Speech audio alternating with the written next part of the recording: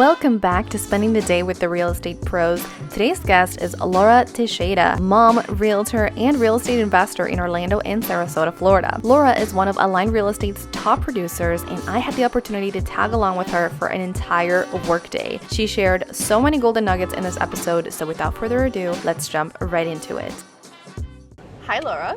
Hello everyone, welcome. Right now it is 8:30 in the morning. Where are we heading to right now? So I'm heading to a coffee shop because I have a meeting with someone that is going to help me with marketing. We have this meeting and then we're going to be heading to some showings and a bunch of meetings in between. To tell you a little bit about her, she is a real estate agent. She also has background in real estate investing because she's an investor, right? That's right. You focus a lot on long-term rental investments? Long-term, short-term, but long-term the most. Okay. She's also a mom. So we just drop off the kids. Yes, exactly. And then, so she's a realtor investor, she's a mom, and she's just killing it in business. How long have you been in the real estate industry, Laura? So it has been 4 years now. 4 years? Yes. And how did you start in real estate? What was your specialty at the beginning? So that's a very interesting question because I actually studied real estate for myself because I was moving so often with my husband. Every 2 years we were moving out of state, out of town. And I wanted to be very strategic when I purchased my home because I knew I was making money whenever I had to sell or I had to rent it. So I started studying real estate for myself. And when I moved to Orlando, the owner of one of the companies that helped me purchase my home here, she said, since I had so much knowledge, she invited me to work with her, and I took the chance to start my career at real estate, and it worked well because that was my passion. I started for passion. It became my full-time job. That's amazing. So you are a full-time agent, and you, just for the people that don't know, are you a solo agent or do you have a team? Like, how does that work? So yes, I have been on those last 4 years a solo agent. However, business is being very good. I'm getting a lot of clients and it's getting to a point that it's being overwhelmed. So I'm starting to plan my team. So very soon I'll have my team and I'm excited about that. So that's awesome. She's also, oh my God, I forgot to mention, she's from Brazil. Yes, so originally from Brazil, moved to US in 2001 and then again. When I moved so often and that came to my benefit in real estate about speaking a second language and about had moved to, I have lived in California, Massachusetts, in other areas from Florida that all equipped me to be more reachable from people that does not live in US. So speaking Portuguese definitely is a plus in this market where a lot of Brazilians are coming to US, investing here, and moving to Florida. What markets do you service?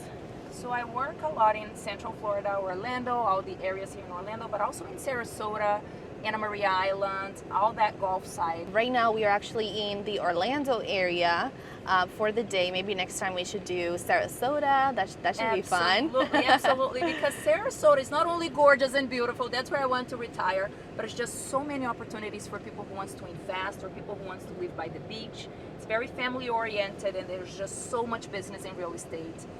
So much appreciation. There's just so many opportunities. We'll definitely need to do that.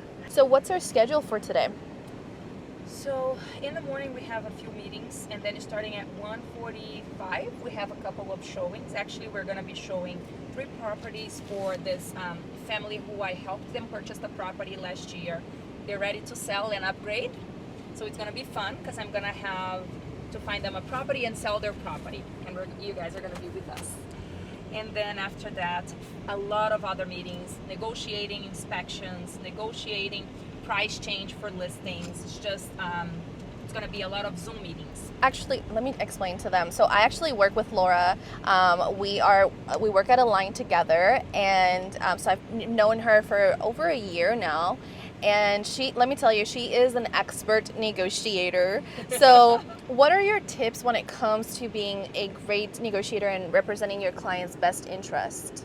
So a lot of people, they only bring into the table their side of the story, their client's side of the story, and I try my best to find what is important to the other side to show them that I acknowledge their needs. Mm-hmm. And once I acknowledge their needs, that I'm trying to also present them something in return, they ease down on the negotiation, I'm able to get what I need. So it's always trying to understand both sides of the story and presenting value to them, although we're getting what we need. Okay, that's a great tip. Are we here? Yes. Okay, so we are at the coffee shop. Grab some coffee.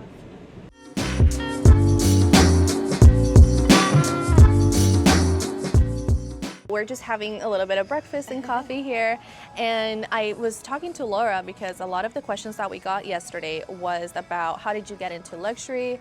Did you always start in that space and in that specialty? So how did you start with your clients in real estate? So when I started, I was actually doing seminars, investment seminars, teaching people and ordinary people, anyone, how they could become investors. Breaking that idea that investors are those people that has a lot of money and they need to invest their money. Just bringing that opportunity to regular people. So my average sales was 200. I was in the very basic, just selling, properties that was investment pretty much. And how did I break into the luxury was actually understanding that I needed to be thinking like people who are looking for luxury properties and trying to understand their lifestyle, to be within their lifestyle. Meeting and building relationships with the people as Laura and not as a realtor. And then the sale came right after. So right now I am in that sweet spot where yes, I am going to church and socializing with this type of people. I learned how to play tennis. I'm learning how to play tennis to be around them, just trying to find niches where these people are. Having that sense of belonging there, and then it's just happening through the relationships that I'm building. And speaking of relationships, I've known you for a while, and I know you are very natural when it comes to that. And I actually really admire that you always prioritize relationships over business, and you'll do a lot of networking, and you work with also a lot of lenders as well, and just building relationships in general. How do you feel like that's impacted your real estate business? It is actually 100% of my business comes from referrals, so it's from relationships, and it's passion for people. I love people, so I love talking to people, understanding them, listening to them, and through that, the relationship really is bringing the business, like you mentioned, the lenders. Whoever comes to the lenders that don't have a realtor, they are pleased to refer me as their preferred realtor because they know not only I'm very professional and I will get that deal done, bringing them business, making sure they're close on it, but I'm going to be building relationship with this client, and whenever they need, they're going to come back to us, and that's what's happening. 100% of my business is referral. So tell us, what does your typical workday look like? What is a typical workday? Oh my God. This is very funny because every Sunday I lay my calendar and I try to plan my week, and never it happens like I've planned. But basically, I try to save the mornings for phone calls, follow-ups, and then showing properties towards the afternoon. And also building relationships. I always include in my weekly calendar 1 or 2 meetings, being with a builder, being with a mortgage broker, or some type of business that we can complement each other. I'm always having coffee with someone at least once a week, building relationships. I'm curious to know how, since your business comes 100% from referrals and repeat business, how does your follow-up look like? Because sometimes people have this perspective of follow-up as very salesy, and there's prospecting and very salesy. How does your follow-ups look like? Interesting. It's just that I'm always changing how I follow up, but I do have a few that I send them a little souvenirs every season, summer, fall, winter, just to touch bases. But I do a lot of my follow-ups on social media. That's when I use my social media because I follow them on Instagram, and then I'm able to see what's happening in their life, making comments, just being there, always having that relationship. And they're always posting something about their family, about something that they're doing fun, and I'm commenting. Just showing that I'm here, I'm following you, I love you. So those are the 2 ways that I'm most consistently with the social media and sending a few little gifts every quarter. So I love that because, again, it's not salesy. It's not like, hey, are you looking to buy or sell? It's very genuine, which I really love. And also, it's not the typical really follow-up that a lot of agents have in mind. So, and it works for you, so that's amazing. It does. The way that I think is I first want people to like me as a person. I never introduce myself, even if I go to a social event that is related to real estate, I never introduce myself as a realtor. I always introduce myself as I'm Laura, I live in Orlando, and I started building the relationship as a person, as who I am. From there, of course, the conversation will come, the opportunity for me to give little tips here and there on why they should consider myself as a realtor, but that's never my priority. Okay, oh wow, what is the coincidence?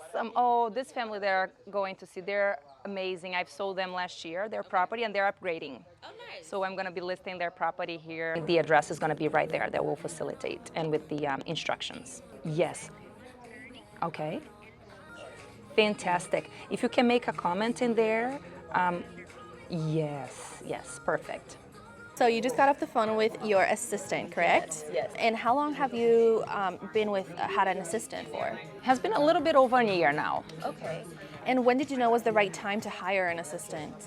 It was when I was spending nights without a sleep, thinking about every people that I had to reach, every task that I had to do. I was just constantly working, feeling exhausted, losing my health. That was when I said, enough, I really need some help.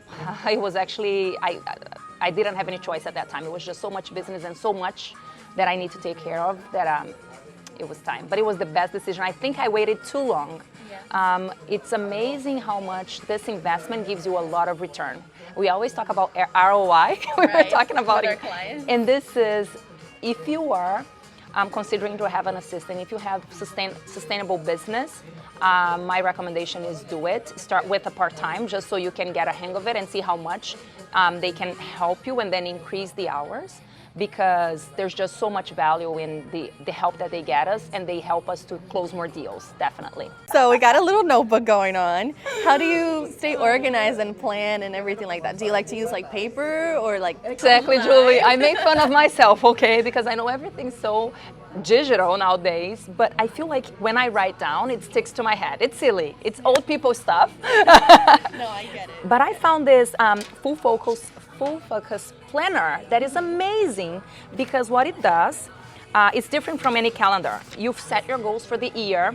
Okay. And then you set the goals for the month and then for the week. And every Sunday you kind of plan your, let me get a blank page, which I'm gonna show you guys in a little bit. But you have like weekly preview. So you have my biggest wins, what worked with what didn't work last week, and then I kind of redirect how I want to take it my next week. And then I start writing down my priorities, and I only choose 3 priorities for the day, because then I'll feel accomplished. That's the 3 things that I must finish. The rest is a win-win. 3 by 3, I can accomplish everything that I need for the week. So I am someone that I love writing, and this is my go-to.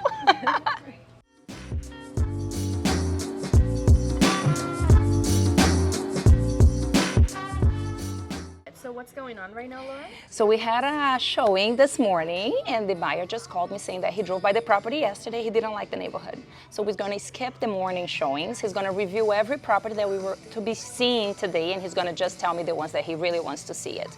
Because of that, we have more time in the morning, so I'm going to be making phone calls, reaching out to clients who I have to address price changing in listings, negotiate inspections. I'm just going to be proactive. I'm not going back to the office because I'm going to lose time driving. So I'm going to stay at the coffee shop and take care of the business that I can take by phone or by Zoom meetings. Interessado na parte da tarde, não foi possível, mas eu estou à sua disposição hoje. Me liga quando puder, me manda um recadinho do melhor horário, que eu vou estar aqui atenta no telefone para nós conversarmos, tá bom? Um beijo. What I use and really helps me is having the TC. And most of my TCs, they speak Portuguese. On my deal, we had a deal that my buyer decided not to go through, and it was a cash deal. We canceled within the time period that we could, but now the seller is not signing the release and cancellation. So we have $30,000 sitting in a title company. And it is all right, but until the seller signs, we can't do anything. But if she doesn't sign within the next 24 hours, the lawyer is going to move forward with the process, and she's going to be responsible for paying every dollar spent with this process besides signing it. So I'm hoping that in the next 24 hours she signs this document and we don't have to. I have this builder that, and this is something about relationship too. I have this builder that gave me the opportunity before the house hits the market to go there and see the house that he bought. He remodeled the entire house in this very amazing condominium here in Windermere. I'm gonna go there because once I'm there, I know which buyers, which clients might fit into this listing and I can get it. So we can go there to see. So when you have this, when you've done a lot of deals and you've helped a few clients, a bunch of clients, they might not be looking for properties, but I love going and getting to know what's out there because sometimes I get to these places and I just think of one of my clients and I go, oh my God, this is just like this person. And I send the video and all of a sudden they say, Laura, this is exactly me, I'm interested. So they weren't really seeking for properties, they weren't really asking me to find them properties, but just by going to properties I can identify and kind of match and just I send them and the sale happens. So it's not just waiting for the business to come to me, but I go after the business. I love that. We are heading to this incredible home. It's a builder that builds in very luxurious home throughout Central Florida. And he's giving me the opportunity to get to see this property before it hits the market. So come, let's go. I wanted to ask you, do you primarily work with sellers or mostly with buyers? What would you say is your main clientele? So for the first 2 years of my business, going to 2 years and a half, I'd say there was primarily buyers. And now, because I've sold them, now the momentum that I'm in is representing sellers too. So some of my clients are upgrading, so they're selling their property and they want to move into bigger properties. And some is just passing on the information that I do a very differential, I sell and I market very differently than regular realtors and I'm getting that business. So now I would say that I'm on 60-40%, 60% buyers, 40% sellers.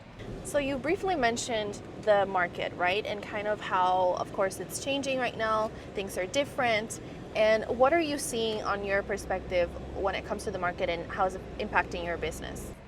So again, I am a strong believer on the real estate for investment and for, for the business itself. I just know that it's understanding the market will help me with my business. It's just guiding the people through it. So as of right now, the challenge is the interest rate. People are stuck with that interest rate being at a high, which decreased their ability to purchase for the price point that they could 6 months ago. But I'm just showing them the value of negotiating, of getting the property in the terms that they need. So understanding the market will help me to understand the strategy to help them make an amazing purchase. If they purchase in the right and the great area, location, they will gain in the appreciation very soon and then they're going to be able to refinance. So the market is changing and it's our responsibility as a realtor to be very aware of where we're at, what the concerns of our clients are, so we can provide them the solution and to show them the opportunities because eventually they will make money. From your business perspective, right, and kind of the business development, what are you doing to future-proof your business with the market shift?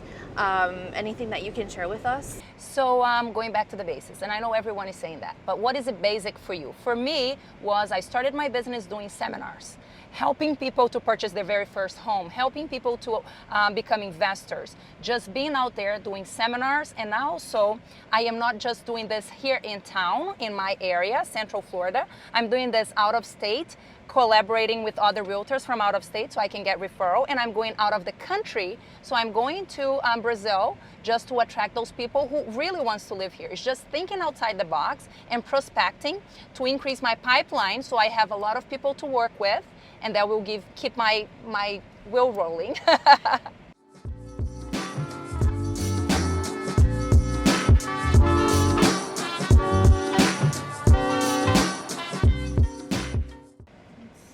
Anyone there.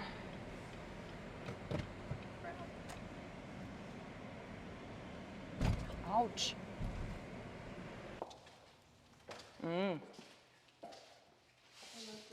Yes. Cheirinho de casa nova? Yes, yes, yes. Yeah, this honestly feels really small for the price. Is the location that good? The location, exactly. Golf communities always has so much value, and school systems, so we are in one of the best school systems. Again, this area is an area that is very well established. The majority of the houses are old. but it's holding up so much value. So what he did was he purchased this home and he's remodeling entirely. And that will bring the value even higher because people will pay the price to be in this zip code. I was really hoping to see something that it was more finished and almost ready. Yeah. Because honestly, I'm not ready to bring any clients here. Because, you know, if I can imagine, if I can see it, then they will probably not be able to see it too. So it's something that I have to wait until it's more towards the end in order for me to bring clients. Another thing is privacy. So with the new communities, there is not much room in between one house and another. If you notice the size of the outdoors, it's very spacious. You really have an outdoor space and distance from one house to another. I know this doesn't look very finished right now, but when you are doing showings with clients, for clients, what do you look for in the home? Like, what are things that, as a realtor, that you look for on behalf of your clients? So when I already have a client in mind, I really want to understand their lifestyle, their taste, and then I really focus on that. And I kind of get the objections too. So when I'm interviewing clients to see what they're looking for, I want to know the must-haves and what they don't like. Because when I bring them in, I need to see and point out, listen, you are really not, you know, just pointing out the negatives and the positives because I want them to make a good purchase. In this case, I am here to get to know what's going to be out there very soon in the market. So I'm really trying to think of all my clients and people I know, trying to visualize what is here so I can offer them. So right now I'm thinking about people who likes privacy, people who does not really want the gated communities that are very strict, that they can have a boat, they can have space for an RV, they can have space in the backyard that they can plant their own fruit trees because it's a very enclosed area. So those are the people, the unique things in the house is what sticks to my mind so I can sell it to the right person. So the house itself, of course, they can change the colors of the walls, they can put, you know, they can upgrade inside, but I want the unique items of the home to stick with me so I can actually market and bring the right clients for it. So here's probably the masters with a closet, maybe. Imagine all that being a closet, that's a dream. Wow, look at the size of this master. This is a great. phenomenal master. I love the lighting. And then you have the doors with the view for the pool. I love the lighting. And the master bathroom. Quarto. É uma casa, não é? Wow, this is expensive. Yes.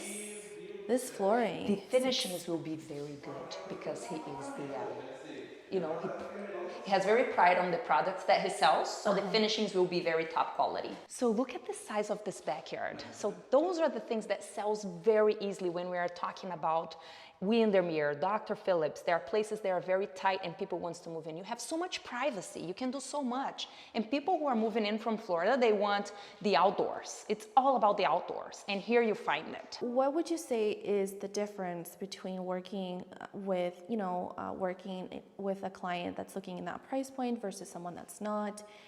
Is there any differences or how? There is. People who are willing to pay over $1 million here in Central Florida, they're very particular with what they want because they have options. You know, they want to have a house that has pretty much everything that they need. So we as a realtor, we need to be very creative and we have to have resources. We have to know people. What I mean by that, architect, handymans, people that does landscaping, because someone might come here and say, well, yes, it is on my price point, but really the backyard doesn't really have a seating area or a nice outdoor barbecuing area. Well, if that's the only reason, then I have resources to help you. Because guess what? We can negotiate the price. So we have to pretty much do everything for them. They don't have time to contact people, to try to figure things out. They want everything ready, done, and perfect. And it's our responsibility to make this happen. You know, they're very busy taking care of their business, taking care of their things, taking care of the money-making part of their life. And we are here to solve their problems. So it is crucial that we become not only the real estate agents, the one that knows everything about the house itself, but we know how to bring everything into the table for them to make sure that they just choose, close easily, and happy. What is that saying? That's it. I love that. A little bit of time because he invited me to go over his office because we have partnered. and he's helping other clients of mine. And he said that the office now is ready and done, so I just texted him. Since I have to wait, that's the other thing. So like I said about relationships.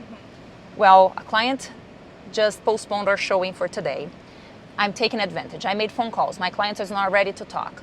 How can I use my time? Be productive. Productive. This guy has invited me to go to his office for months. So I contacted him now. Hey, are you available now? Maybe he's not, maybe he is. Then I'll go there, straighten our relationship, get to know the office, and that's how the day changes every day. I plan my day, but it doesn't happen. There's no typical day. But that's great. We're making the most of it. We're making the most of it. And if you guys didn't know, I don't think I've told you guys, but we are working together on one deal, one new construction deal. So that's what she was just referring to. And we're going to meet the interior designer that's going to be designing the home for the clients. So I'm going to call or text the builder. So right now what's happening, we had a little bit of change of plans. We're not going to go to the architect's office or the interior designer's office. We're going to go to our client's new construction build to meet with the contractor just to straighten out a few details because see, we should talk a little bit about this. So right now, with building new construction, it's crazy, right? And there's a lot of schedule problems. Everything's behind because of labor, because of COVID, because of material shortage, so many things happening. So actually, what would you say is your advice to the viewers that are watching on managing these tedious situations? What's your advice? And you know, we are in that middle position that we understand the builders. There's not so much that they can do, but we also understand that we are advocates for the buyers. So coming up with, I always like to think on the best and worst case scenario. The best scenario is what we're doing now. We're going to meet with the builder. We're going to explain to them the need of this client, because if he can expedite any of the projects, he probably will prioritize our project, because we're explaining all the scenario behind it and the urgency behind it. However, we cannot count on the best scenario. So we are already brainstorming the worst case scenario, that it will be a great delay and our client is going to be upset because they have no place to go. Right. Their lease are expiring, they need to go out of the country because they have this trip planned. Nobody's going to be able to move their things. So planning ahead, because if the worst comes, I have the solution and I'm going to make sure it's very smooth, it's very nice, and they're going to enjoy the process and not be stressed. So at this moment, we're also planning the worst case scenario. We're going to plan that, honestly, if I have to make it my own expenses to do the moving part for them, that's what I'm going to make sure they're happy. And because it's the relationship again. It's not just this one deal. It's the reference that they're going to, you know. Yes, and that's the other thing. Now, every time I go under contract with new construction, because we were very heavily affected by COVID and the supplies, but I've learned my lesson. Every time a builder says 1 year, 18 months, I give at least 4 more months on top of it, extra. I say, don't count on this date, let's plan for more, because it gives us that little cushion where they can plan ahead. Don't stretch yourself too thin on this builder's deadlines. Give yourselves a little wiggle room. And also something that we're also doing is just staying very in communication, in constant communication with the sales representative, with the builder, just so that, and the clients, of course, giving them updates as soon as we receive them. Just so that everyone is in the know, and communication is really, really important in the transaction, any transaction really. So I'm gonna call him right now. Yes, I'll be around. Just let me know when you guys are here. Okay, and we'll be there in like 30 minutes or 35 minutes or so. Okay. Yeah. Okay. Awesome, we'll see you All right, soon. sounds good. Thank you, Charlie. All right, thank you. Okay, bye. All right, bye. See, and this is another thing that I do a lot. Because I'm excited now. We're going to be able to talk to him. We're going to be able to see the house. We're going to try to push as much as we can. But I don't go back to our clients and say, hey, guess what? I'm heading there. And no, because then I'm going to raise their expectations. Let's see what we can get, and then we'll go back to them. Going back to the schedule thing, because I know like we had a plan in the morning and now it's all changed up. But more specifically, I want to ask about during your schedule. Sometimes, of course, as a realtor, we have to show houses. We have a lot of appointment stuff, but sometimes we also have admin stuff like follow up, which you talked about. But for example, when working with buyers, you do you spend a lot of time like searching for homes online? Do you have them like automated? I'm just very curious to know like how do you have that set up when working with buyers? Yes, I actually love searching for homes for my buyers because I don't want to just, you know, when they're doing their own searches, which I really encourage them, and I send them links that they can do their own search, and they help me a lot showing what they really like. But they're not familiar with the areas, they're not very familiar with the lifestyle, it doesn't really match, and then I'm losing my time going there, showing this property that the house itself is nice, but when they get to the neighborhood, when they get to the information, it's not what they want. So it's just losing both each other's time. So I always like to go first and do some searches and give them some information about the area and give them their initial feedback, and then I'll let them go on their own and do their searches. Because at least I filtered the actual areas and the core of the information they give me. But I really like to go, and it's time consuming, I know. It's not that I do every search, but at least in the beginning, I really like to go and do my search for them. You have them on like automated searches based on their criteria and things like that? And that's one thing that has happened to me that I forget, and I'm gonna give you guys a tip. Every time you close in a transaction, to change that auto. Turn off. Because my clients, 2 of my clients called me this past month saying, hey Laura, can you please take me out of the auto for this area because I'm already happy where I am. So it's like we can change the auto and maybe just do some newsletter and things. But that was one thing that I was lacking, is to update every month, take the ones that had purchased or they're no longer interested to a monthly. So a tip for you guys in that aspect, I actually have a system during my follow-up boss, which I talk about a lot, you guys know.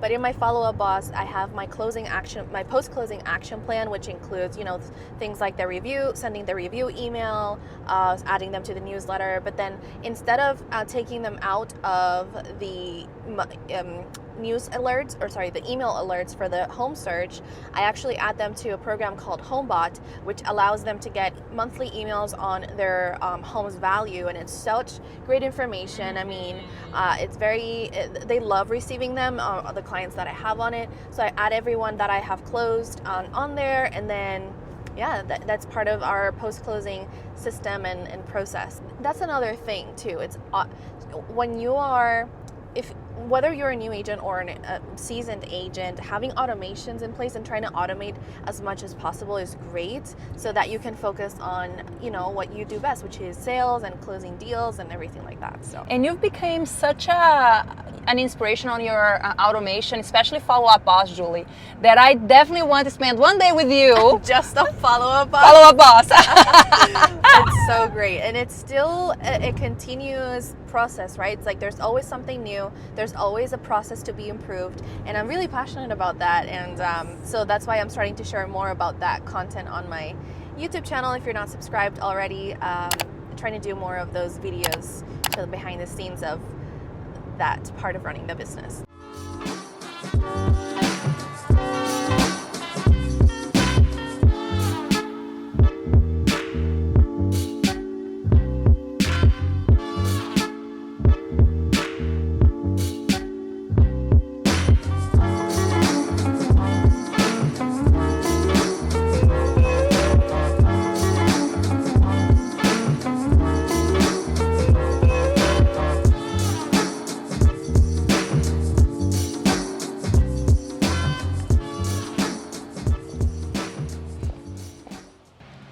Wow.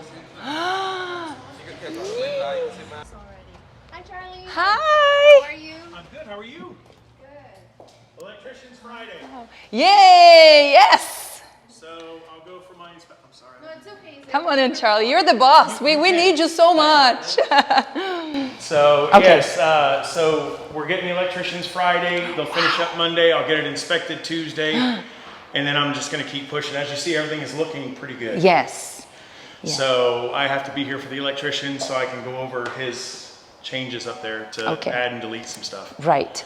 So, so after the electrician is here, tell me what's next. okay, so that electrician has been my whole key. They're coming to do a cabinet punch out, make sure everything is good in here. The actual cabinet that was missing in the master bath is in the garage. Awesome. So they'll flop that out as well. So it's just going to be getting punch out done. Next week I'll get landscape, irrigation. Awesome.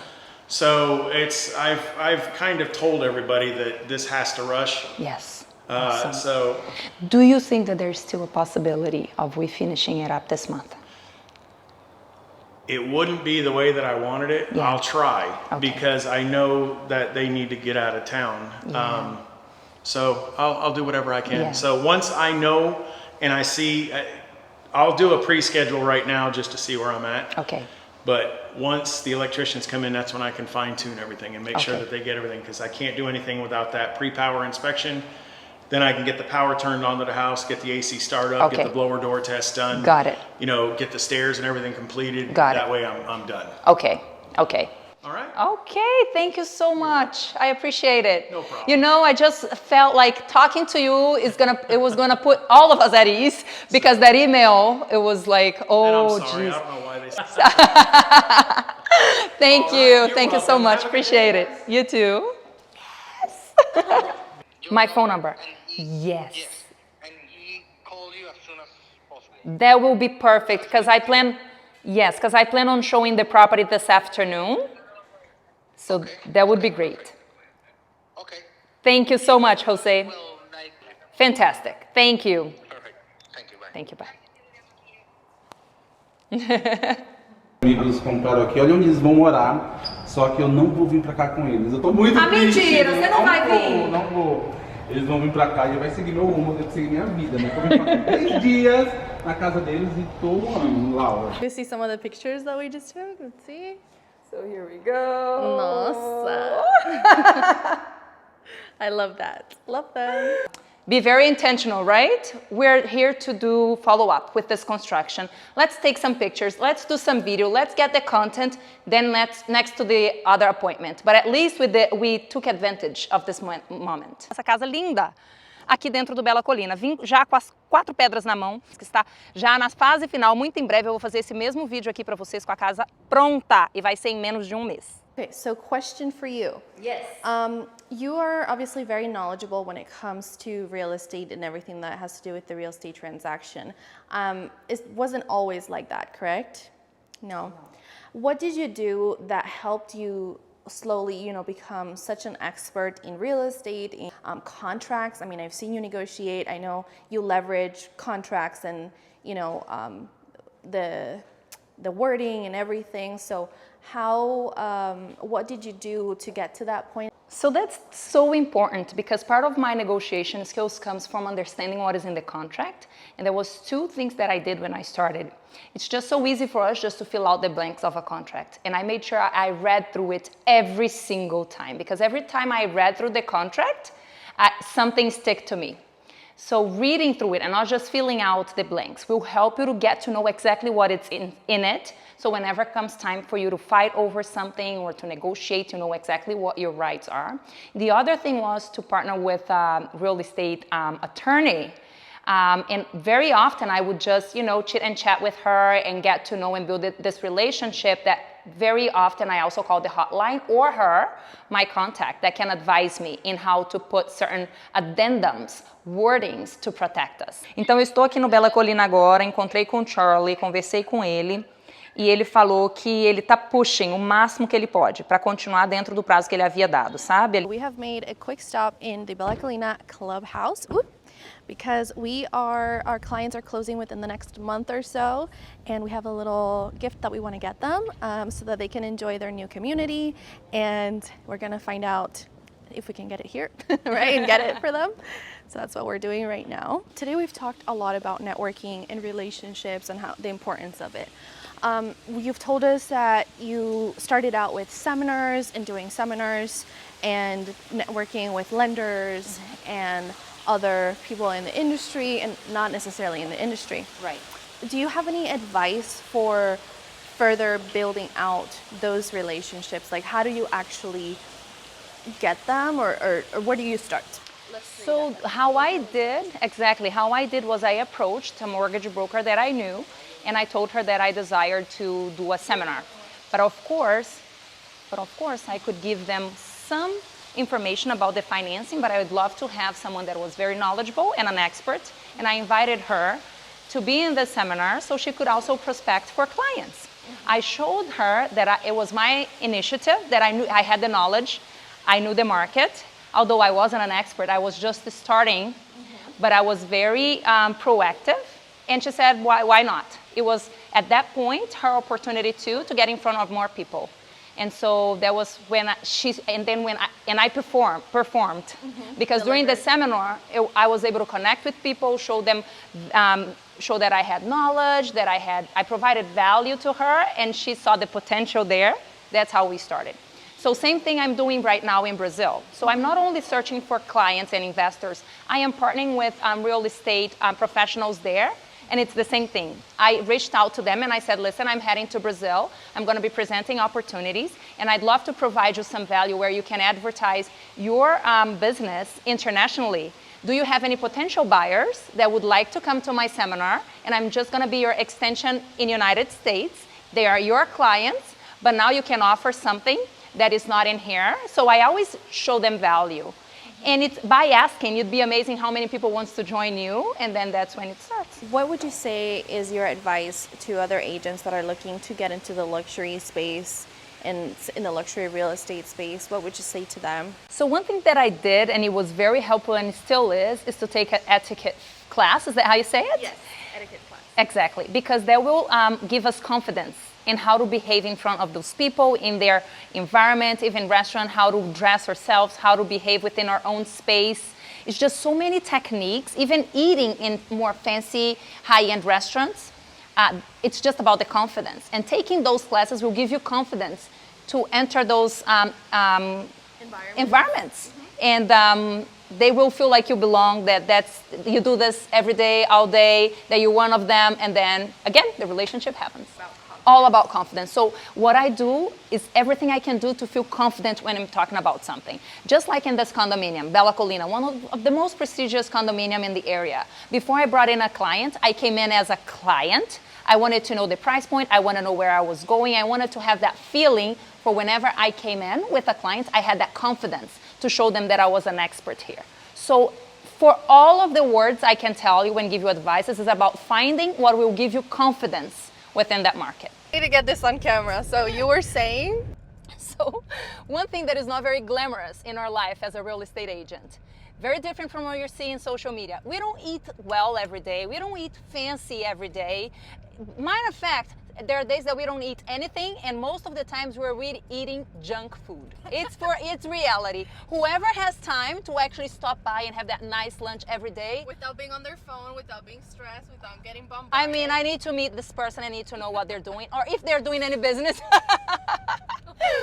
Because, yeah, let's see what we have for lunch today. Whatever we can find, let's see. But, you know, that brings me to something I wanted to ask you, which is about like balancing work and life. Yes. It's very important. You know, I get it. It's hard because, of course, we're going through it. But do you do anything, or do you try to do anything to try and have that work-life balance? Because you have your family as well. You have your husband, your children. So, you know, how do you balance it all? So it is hard, and it's I'm constantly working on it.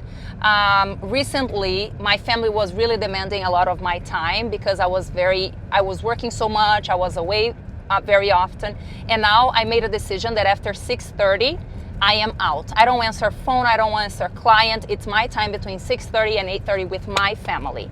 So at least I know that during this time, I'm giving them quality time. After that, I do answer phone, I call clients, I work on my inspections, but it's just not unnegotiable quality time with the family. That's the one thing that I was able to accomplish. All the rest, eating healthy, exercising, it changes every day. Yeah, it's hard. Yeah. What about your schedule? Because you're a full-time agent. Do you work pretty much Monday through Sunday, every single day? I used to, but there was another thing. I was burned out. I was really burned out. So now Sundays, I really don't work. There's exceptions when I have someone out of the state, that's the only day that they can be here, then I'll open that exception. But that's the only time. Otherwise, I don't work Sundays. Yeah, I go through that a lot as well, like through burnout sessions and working too much. And I've tried to implement the same thing of taking Sundays off just to do whatever I want to do and take time off. and things like that, because it is important to have that balance for your own health and things like that. And Saturday, usually we have open houses. So I try my best on Saturday not to book myself, but there are some things that it's inevitable. Right. Yeah, and even for open houses, like I try to book the entire day just to dedicate to that, because it's so much, it drains so much energy from me too. It's like the signs, running around and this and that. And that's one thing that people don't realize. They think that just because the open house is from 11 to 3, that's it. That's it. After the open, well, there's so much preparation before, but after the open house, if we don't follow up with them, if we don't do everything that we're supposed to do, we lost a lot of business there. And a lot of time. Yes. That could have been done.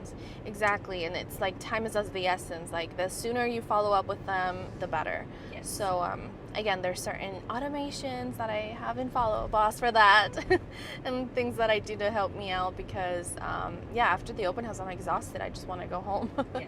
Yes. But those are great tips for balancing work and life. Was it always like that? No, it was one time that I sacrificed so much. I was working Monday through Monday, anytime, any hours. I was waking up at 4 a.m. and going throughout my day. It was crazy. But again, I waited too long to realize that was important for my health and for myself. I was actually in the hospital for an entire month last year. And that was when I realized that's it. We must think of ourselves because our clients, they're thinking about themselves. But one thing now, I'm talking about optimization of timing and about getting into luxury. When I wanted, I've been debating about getting back into taking care of my health and doing some type of workout and, physical activity. Mm-hmm. And I wanted to do it all at once, socialize, get in front of the qualified people and exercise. So I found my way through tennis, and that's what I'm developing and learning. And it's so amazing how much calories I'm burning, and I'm losing weight, and I'm feeling great. Well, let me take back. Every time I have classes, I don't want to go. Right. But after I'm done with the class, feel great, Yeah. and I'm building the relationship I need. So it's just trying to analyze and being very intentional when choosing what you have to do first, and then around that, what else you can take from that choice. Yeah, I don't think we introduced him properly to the blog. Yeah, can you tell us about who's joining us today? He's behind the scenes. He's behind the scenes. This is Leo, an influencer in Brazil. He has thousands and thousands of followers. Very real, down-to-earth, real-life type of behind the scenes that he covers on his YouTube and also on his Instagram. And he's following us today because he's going to be helping me with my social media too. But he's just a joy to be around because he's hilarious. He makes fun of everything. So it brings some ease at my very heavy schedule and daylight. So yeah, that's Leo. He's behind the scenes. I always say that we need to be surrounded by people that has something to offer us. And by that, I don't mean just money or business. Like Leo, he's someone that makes me laugh all the time. And how wonderful it is to be able to laugh throughout our day, It's just that someone that brings joy. Every time I'm around you, we are just so light. It's just so natural. This is the type of people that we have to surround ourselves with, because in the end of the day, that impacts us so much and will affect how we come back home to our family. And also deal with the struggle of the real estate, because it's not always fun and it's not always perfect. It's a very demanding business, for sure. Is. So having people like that, it definitely makes it fun. Yes. And I just love spending my days. Thank you. I love people that makes me laugh. I really do. That's an asset that it's priceless to me. And let me tell you, you do the same for other people. You honestly have the brightest, most amazing personality, and yes, make everyone happy. Falou que foi maravilhosa. Ô, Laura. Show your listing at 6379 Swanson Street. Yes. Is it available now? Because we are headed that way. Hello? I'm not. Hello. Yes, Hello. yes, Okay, I hear you now. yes. So is it, do we have a lockbox? Are you going to be opening the door for us? What is the instructions? Perfect. Ok, perfeito. Entendi.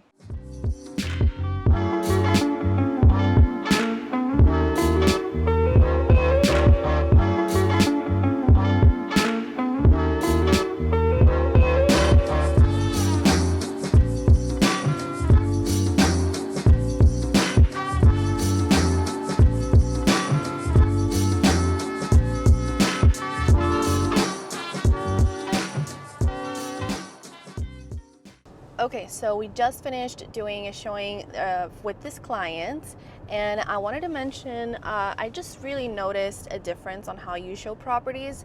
I noticed that you, as a buyer's agent, of course, like you go in the home, you activate it, turn everything on and everything, but you really let the clients walk around. Yes. And the conversations that you have, they're not like, oh, here's the bedroom, here's the closet, here's this. Like, you really focus on other things. What do you, when you're showing homes with buyers, what do you typically focus on? So they already know what the bedroom is, where they already know what they're seeing. So I'm actually paying attention in their first impression, how they approach the house, their looks, if they're interested or not. And they've seen one house, and the second home they went in very dismotivated.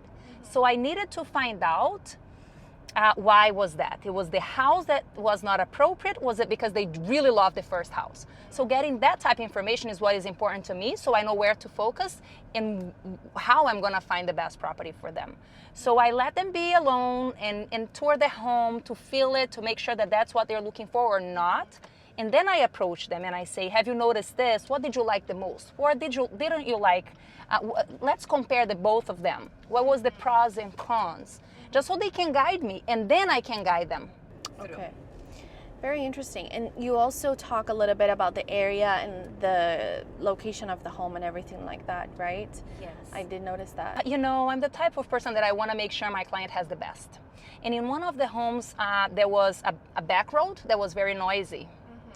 And I needed to bring that to their attention. Even if they decide to go with that house, I want to have a peace of mind that in a resale situation, they might have a hard time selling that property because a lot of people wants to stay in their backyard with no noise.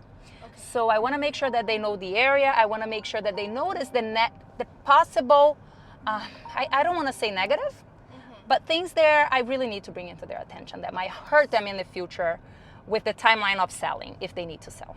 So you just got off the phone with your TC, and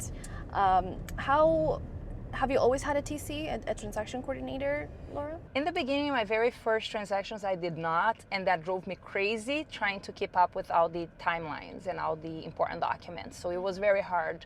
And the moment I started using TC, now I honestly cannot live without them. Yeah. And what happens, I have a deadline for my inspection that I was sure that it was due tomorrow. The deadline was tomorrow, and it's today. So she called me. She has been sending me messages, but I thought, okay, I'll deal with that later.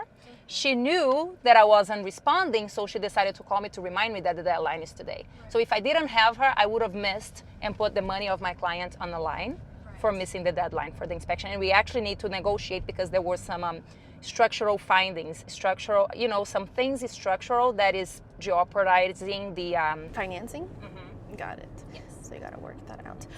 Do you have any tips for negotiating inspection items or anything in the middle during the transaction? So I try not to ask for anything cosmetic. I focus on things that are structural. It might be not really bad, but I make it sound like it's very important to address now to avoid any further damage, and it needs to be addressed immediately. So it's just how we word things that sometimes can, most of the time works. Switching topics a little bit, I know that in my Instagram somebody asked about your habits and kind of, is there any specific habit or habits that you feel like have helped you to be successful in real estate and in your business right now? Any specific habits? Trying to understand the economy in general, not just the real estate. Because once I understand what's going on around, so I read newspapers. I try my best to keep, I try my best to understand a little bit of everything that is happening in the world, just so I can be confident when talking to anyone. That I'm aware, pretty much with objections, because I get objections for everyone, from the other parties, from my clients, from everyone. And understanding what's going on around might help me to understand what they're going through and the way that they're thinking, so I know how to respond. So it's actually not to concentrate just in knowledge real estate related, but try to get a little piece here and there of what's going on globally with the economy. Right, because at the end of the day, everything affects real estate. Yes. I also know that you have or are still taking courses at Harvard. Are you still doing that? I just finished one and I'm heading to the next one. So I do focus in real estate, negotiation. You know, I try to get classes that will improve my skills in the business. So yes. It's always important to keep building and working on your skills. Yes. Whether you're in real estate or not. So I know we also briefly talked about how you're a real estate investor as well. Can you share with us like approximately like how many units you have or on your portfolio? So I currently have 8 on my own. So they're all long-term. I actually have 2 that can be rented as a short-term, but I'm very conservative. That's why I say that it's very important to understand the personality of your clients and you know what they're looking for, because I tried short-term. Actually, I have one property in Sarasota that is being rented short-term, and I said not for me. I'd rather have it on a yearly basis. I know how much I'm going to get every month. I know what my expenses are. I know what I'm going to get. Do you have any plans on, do you do this real estate investing more like part-time? Do you have any like bigger goals with like owning more properties? Like what's your real estate investing plans? Can you share with us? Sure. So in the last 4 years, that's what I've been doing, acquiring properties for retirement. That's why long term, I just want the tenants to pay my mortgage, still have a little bit of cash flow, but the intention behind was it's going to get paid by the third parties, my tenants, and by the time I retire, I have all that income coming towards me. But I've been helping so many other clients to make real money, to invest in bigger units, to flip houses, and to invest in multi-units. And that's my goal for this year. I want to actually do some flips so I can have a quick cash, a quick return, and not just thinking on the long term. And my goal is to actually sell my single families or single units and purchase buildings. 4 units, 6 units, 10 units. I think I'm gonna have a much better return if I have control of the entire unit. What's your advice for someone that's looking to start into real estate investing? Well, I'm gonna tell you how I started, and it worked beautifully. So I look for a property. It was my primary residence, and I still do this. I look for a great location and great potential. So I purchased this home, and I know that I can bring in appreciation within the 2 years that I live there. I move in, I start remodeling, little by little, just remodeling here and there, and I stay in this property for 2 years, and then after 2 years with the house completely remodeled, I can sell it and get that appreciation money on my pocket and go to the next one without having to pay any taxes from capital gains because I lived in a property. So that's one advice, because I did that and that worked very well. That was when I got the momentum of having extra cash to put a down payment in my next investment property. And the other way is actually a multifamily, like a duplex or triplex, where you can live in one side and rent the next side. Yeah, and you can use FHA loans for those to take advantage of the low down payment if you're going to live on one side of it. So there's definitely different programs out there. So that's very interesting to hear your story. Do you, because obviously you're very busy as a real estate agent, do you have all of those units under property management? Yes, I do. What has been your experience with that? Like, is that what you recommend to other? I do recommend, unless you love, because there are people that really love taking care of their own property and managing clients and getting phone calls at midnight that something broke. I really don't. I don't have the time. I don't have the passion for that.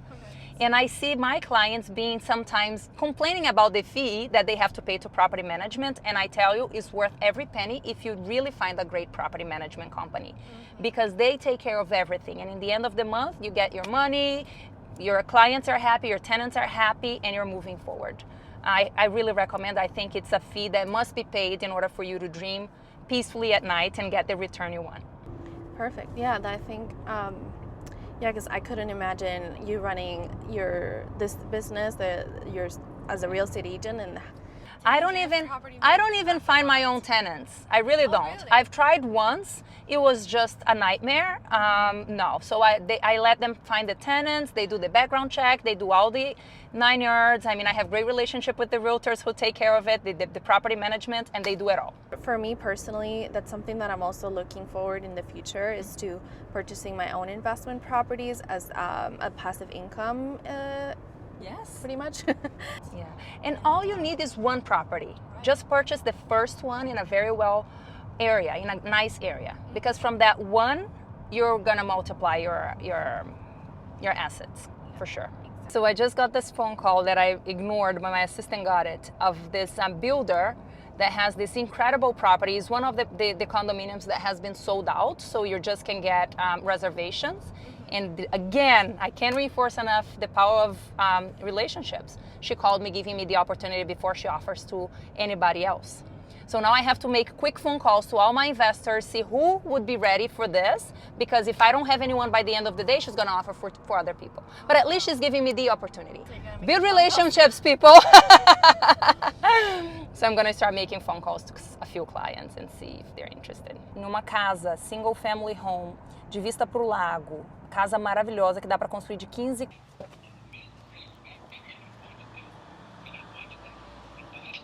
So what are we doing right now?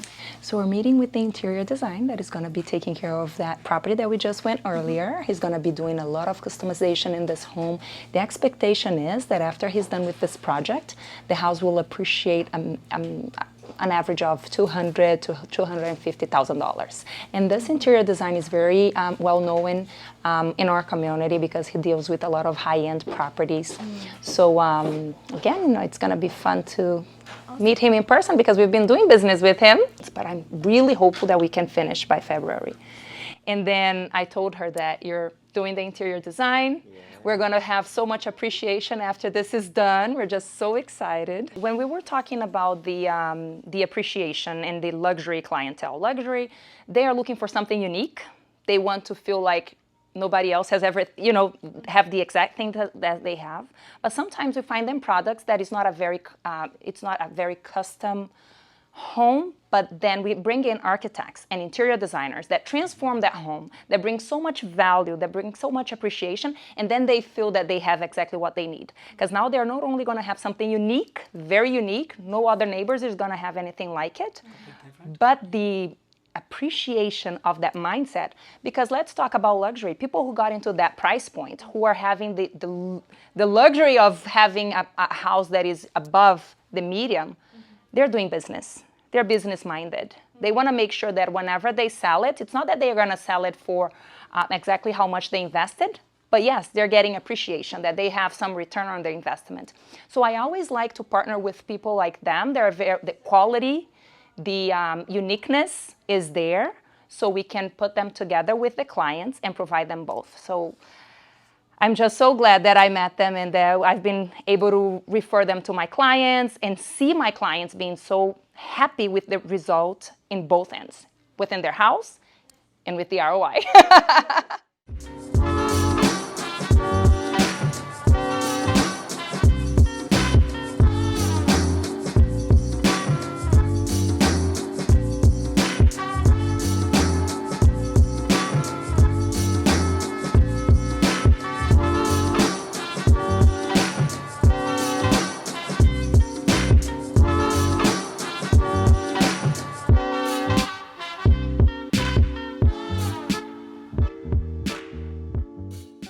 Idea because I was talking to her that one of my ideas for this year, my personal project this year is to do flips. Flips, okay, right. But the flips that I want to be doing is great location, yep. Old houses. Mm-hmm. They're smaller usually, but if I have a project like this, yep.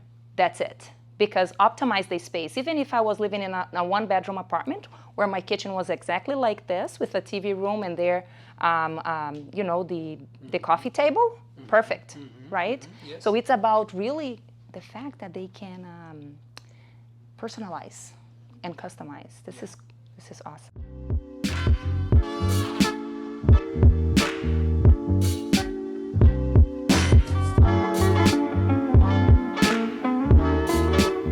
Totalmente customizada com o serviço de uma boa empresa que faz a parte de interior design.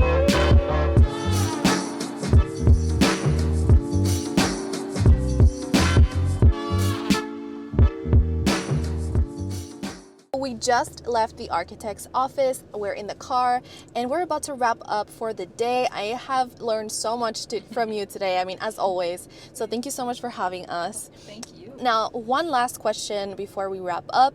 It is, if you could start your career in real estate over again, would you do anything differently? Yes, I would start with the mentality that I'm growing, constantly growing. So I would have the system in place right away. Don't wait until you get overwhelmed and too busy to implement the systems. And so that's the key. That's the key. Implement the system from the beginning. Being organized and having those systems in place from the beginning. I love that, and it's so true. Anything else that you want to add? I just be passionate about real estate, because it's always a great business to be. And once you demonstrate your passion, you're going to attract even more clients and partners, and it's going to be a success. There's no other way if you're passionate about it. Amazing. That's the best advice. Thank you so much, Laura. My pleasure. Thank you for having me. Thank you so much for watching today's video podcast. I hope that you enjoyed it. If you did, please give this video a thumbs up and subscribe for more content. If you would like to listen to us on the go, be sure to check us out on Apple Podcasts, Spotify, and all your favorite podcasting platforms. Thank you again for watching, and I'll see you in my next video. Qual comida que você gosta pra gente almoçar? Chipotle. I love Chipotle! Estamos na mesma página. I love it! Ela gosta de Chipotle também, olha aí, que bom, que legal. Não é. Do you like Brazilian music? Oh, Yeah? muito. Como fala quem? Anitta. Who? Hã? Oh, yeah. De quem você gosta? Canta a música. De Anitta. Anitta, okay. Never mind, Okay. that's better. Okay, Portuguese. Vai. Vai malandra, eu tá louca, tu brincando com bumbum. Misericórdia, Jesus. I don't know. Do tubarão. Oh, é tubarão, tinha um